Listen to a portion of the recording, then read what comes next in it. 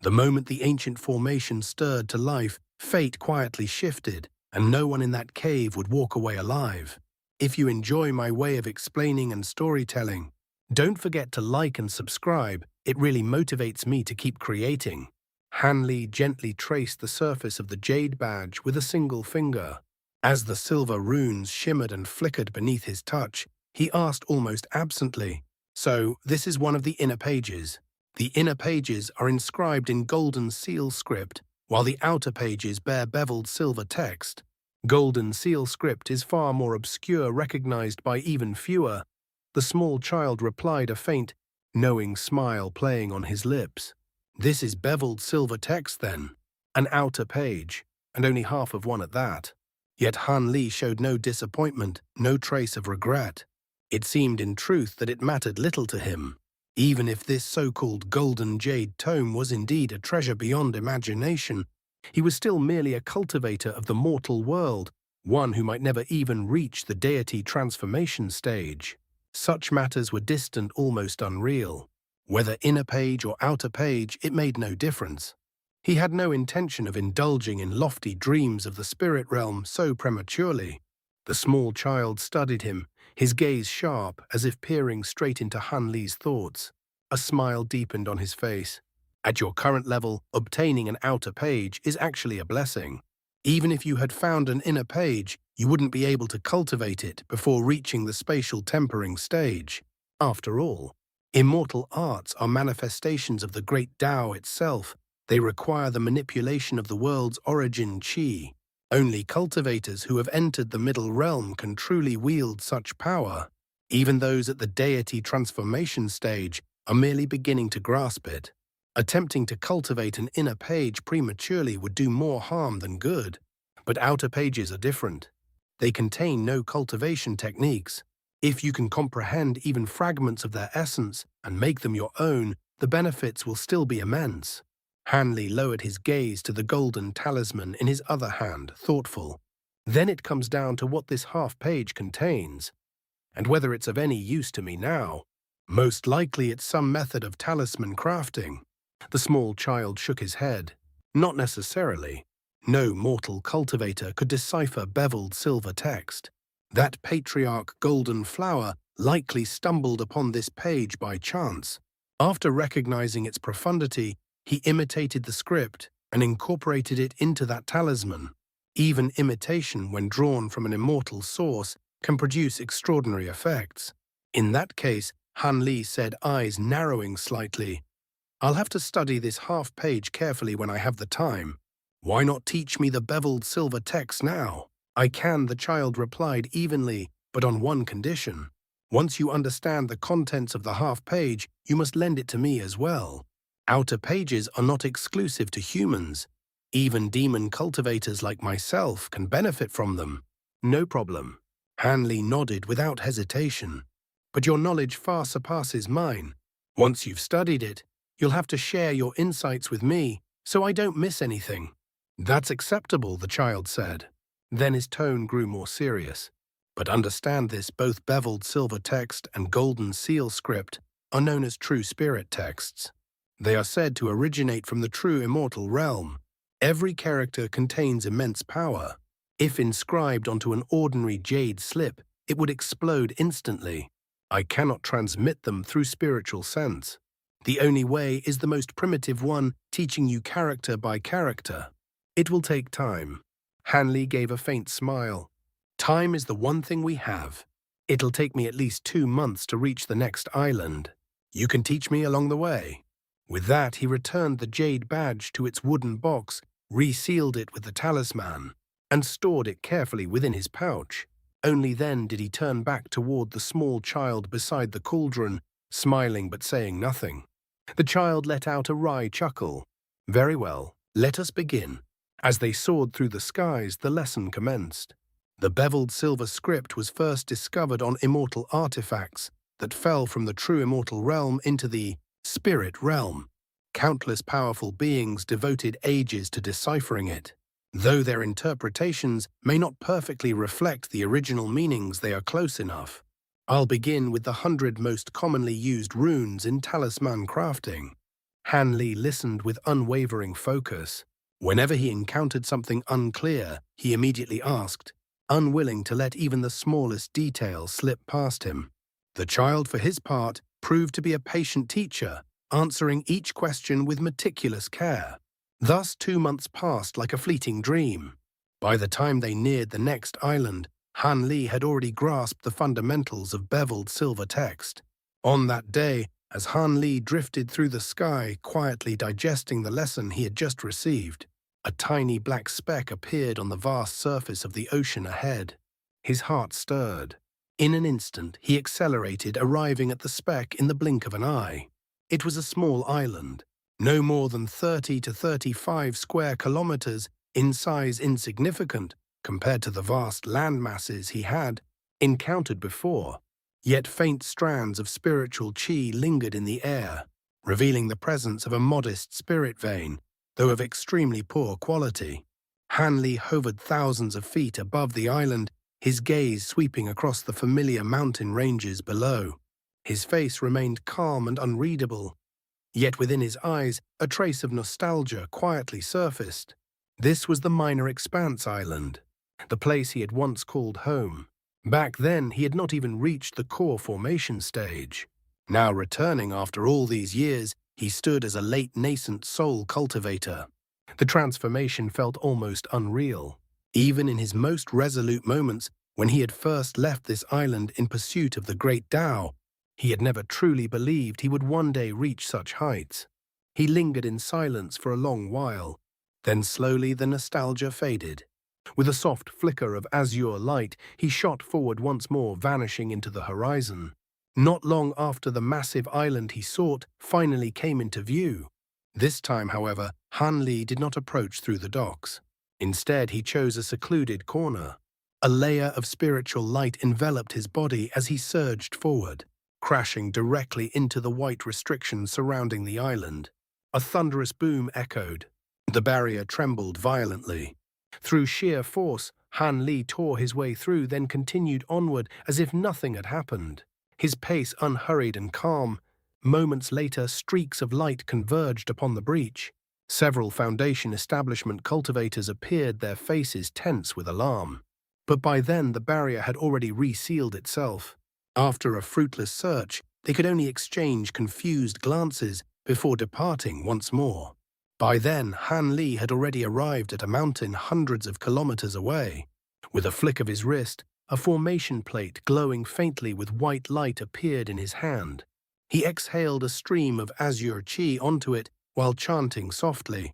White and blue light intertwined, growing brighter and brighter until the plate shone like a radiant star.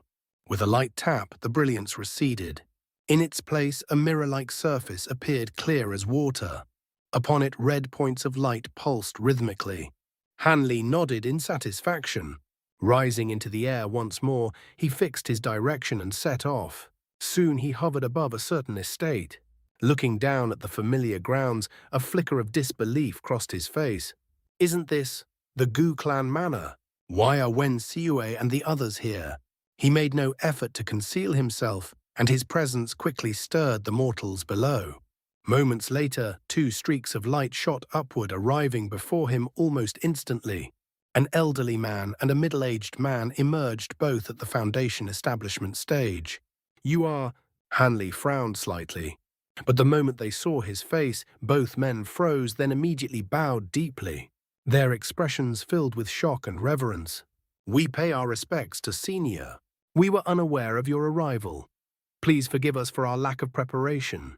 They were disciples of Wen Siyue and her Tao companion. Knowing Han Li's status, awe filled their hearts. Why are you living here? Where are your masters?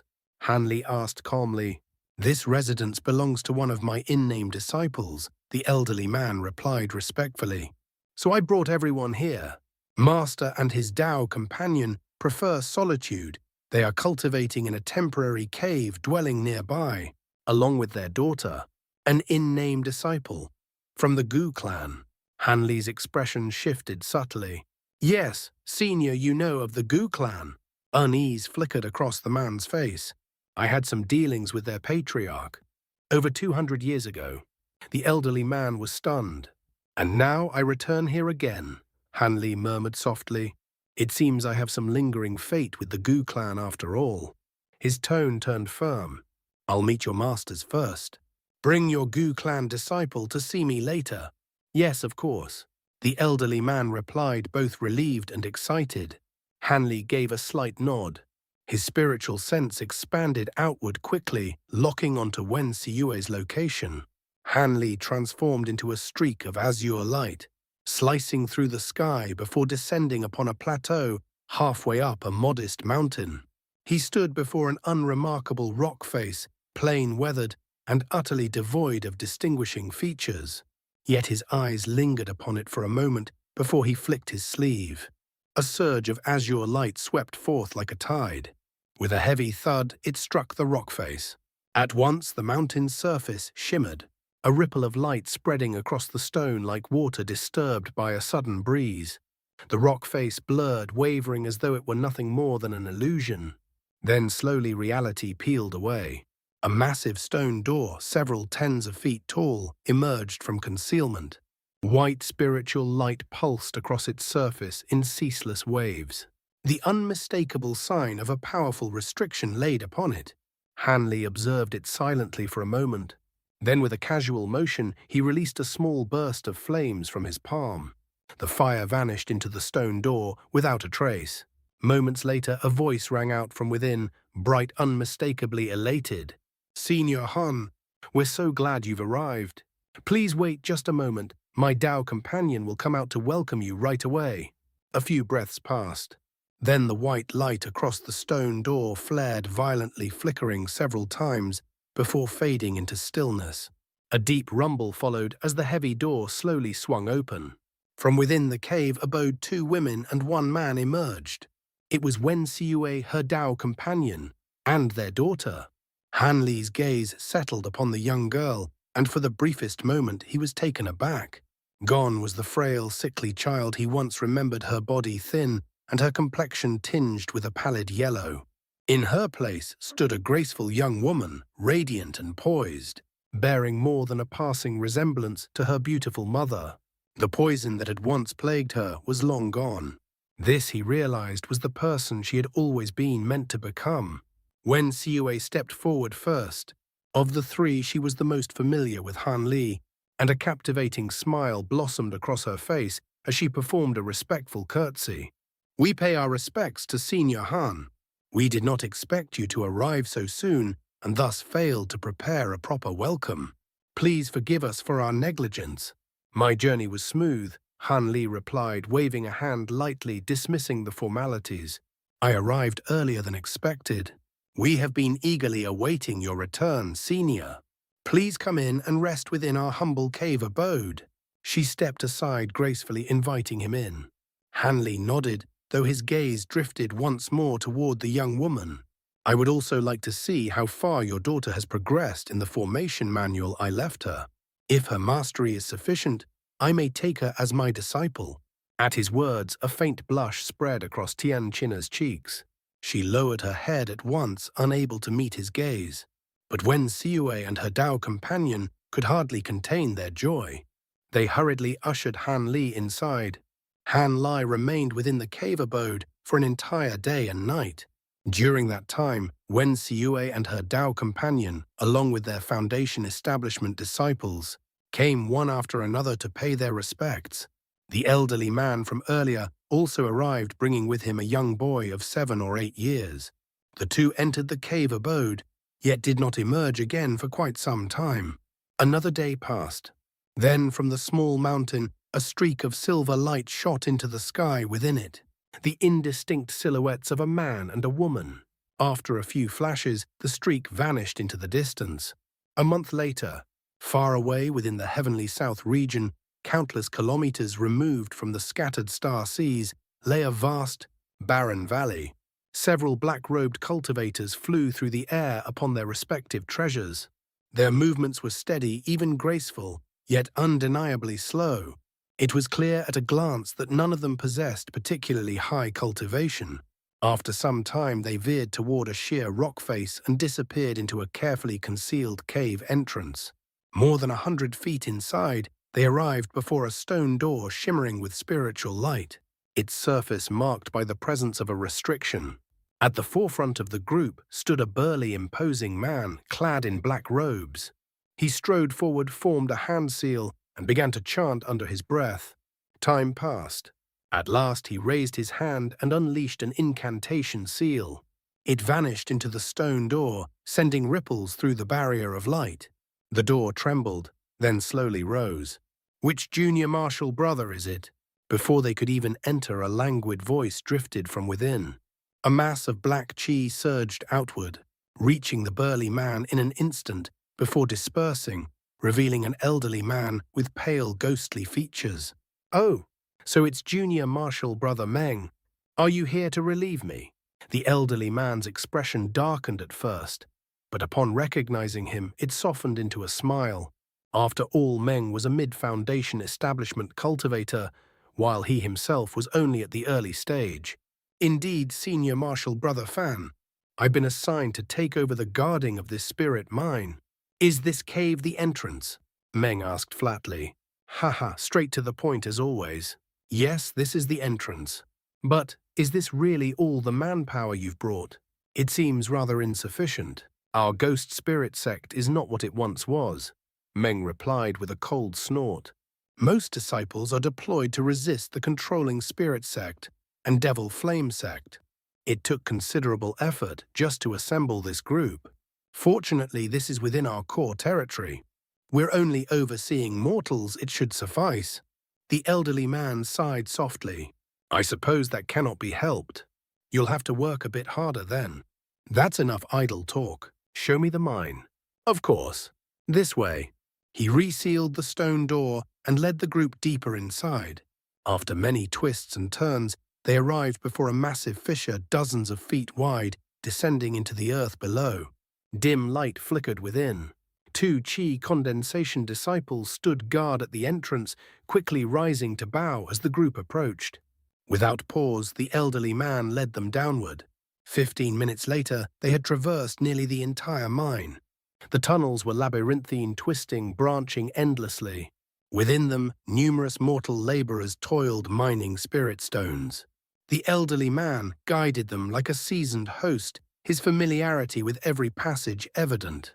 After all, 10 years in such a place would leave anyone navigating it blindfolded. The burly man listened in silence. Then, another passage appeared. This one sloped downward, leading even deeper into the earth. The elderly man's brows furrowed faintly. He shook his head and turned away. Senior Martial Brother Fan Meng called out, "Where does that path lead? Why not take us there?" "That," the elderly man replied casually. "It was once a restricted area. The sect stationed guards there long ago, but it's since been abandoned." A restricted area. Meng's interest sharpened. "What's inside?" "Nothing much. An ancient teleportation formation. It's long been inactive, non-functional. As for why it was restricted and later abandoned, I'm not certain. But it seems to have something to do with Martial Uncle Wang Chan." "Martial Uncle Wang?" Meng stiffened slightly, his voice trailing off. "Careful," the elderly man said quietly. "That's not someone we should speak of lightly." A brief silence followed. Then Meng spoke again. "In that case, could you take me there? I've been studying formations lately. I'd like to take a look." The elderly man hesitated. "Very well, but if you wish to study it in depth, you should return another time." A faint smile touched Meng's lips. They descended, deeper and deeper, through winding tunnels and branching paths, until at last they entered a limestone cavern resembling a maze. Guided by carved symbols, they found their way to a small chamber.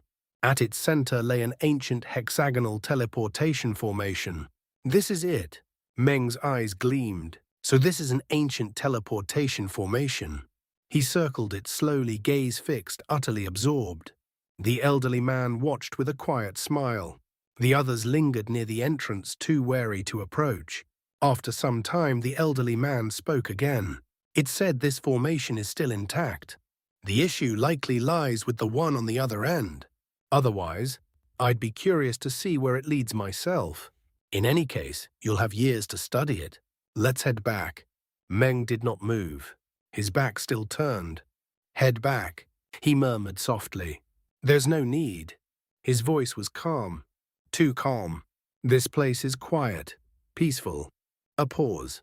You should remain here forever, senior martial brother. A chill shot down the elderly man's spine. Before he could react, a flash, cold, sharp. A sword passed through his neck in a single flawless motion. His head fell, his body collapsed, and silence returned. Only then did the burly man slowly turn around. His gaze fell upon the elderly man's lifeless body, and a complicated expression flickered across his face. After a moment he let out a faint, almost inaudible sigh. Fellow Taoist Meng, are you still reluctant to part with the ghost spirit sect? Among the chi condensation cultivators, an unremarkable middle-aged man suddenly spoke. He raised a hand casually, beckoning toward the silvery white flying sword still hovering in the air. With a sharp flash, the blade dissolved into a streak of light and returned to his grasp. It was that very sword that had just struck from behind, swift, merciless, ending the elderly man's life in a single blow. The so-called chi condensation cultivator had concealed his true strength all along. Only now did he reveal his late Foundation establishment cultivation base. I've already chosen to pledge myself to your Devil Flame sect, the burly man replied evenly. Naturally, I hold no lingering loyalty to the Ghost Spirit sect. Still, though he wasn't a friend, we've crossed paths many times. Feeling something in a moment like this is only human. I'm glad to hear that, fellow Taoist Meng. The middle-aged cultivator chuckled softly, satisfaction evident in his tone.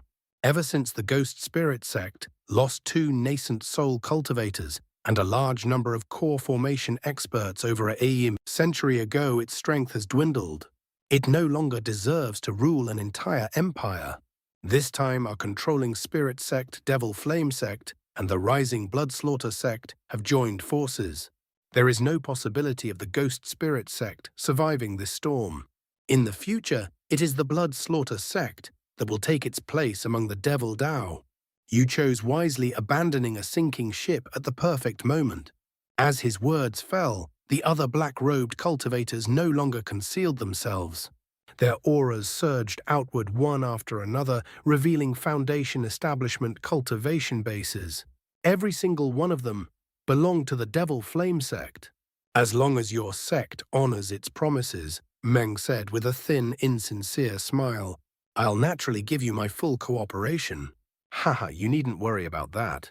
With your aptitude, Brother Meng, once we secure victory here, my master will personally welcome you into our sect. Your future there will far surpass anything you could hope for in the Ghost Spirit sect, where you've been left to struggle alone.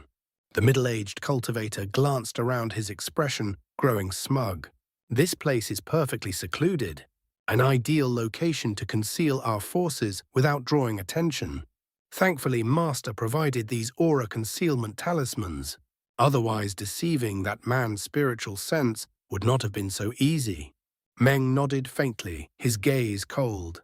And this ancient teleportation formation worked in our favor. It gave me the perfect excuse to lure him here. Otherwise, even if we killed him, the 100,000 chi condensation disciples in the mine could easily raise the alarm. But now, a chilling glint surfaced in his eyes.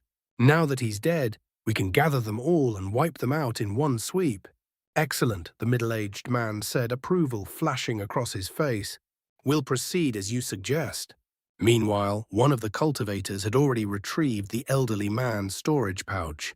With a flick of his hand, a fireball erupted, reducing the corpse to ashes in the blink of an eye. The group turned, preparing to leave the limestone cave. Then, a faint buzzing sound echoed through the chamber. Subtle at first, yet unmistakable. It came from the ancient teleportation formation, until now completely ignored. It had activated. Light gathered. Energy surged. Someone was teleporting in. The sudden development stunned everyone into stillness. Hadn't the formation been declared useless? Why had it suddenly come back to life? And why now, of all moments? The middle-aged cultivator was the first to react. Destroy it, he barked.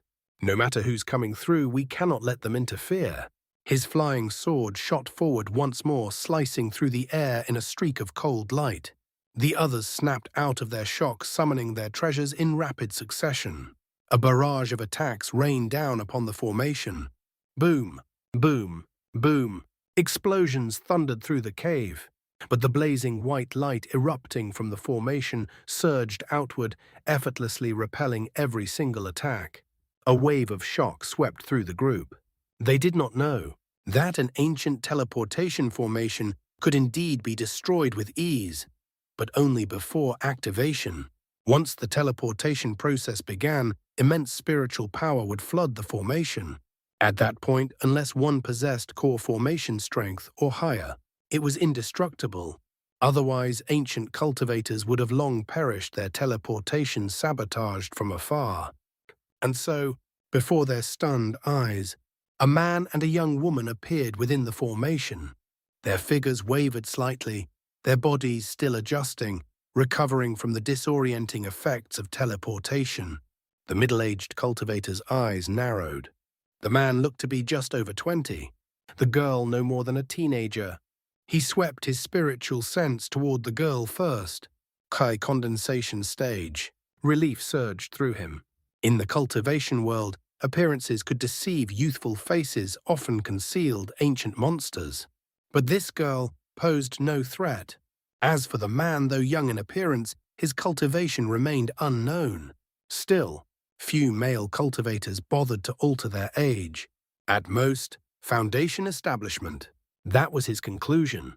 He was about to probe further, but the young man stirred, shaking off the last traces of dizziness.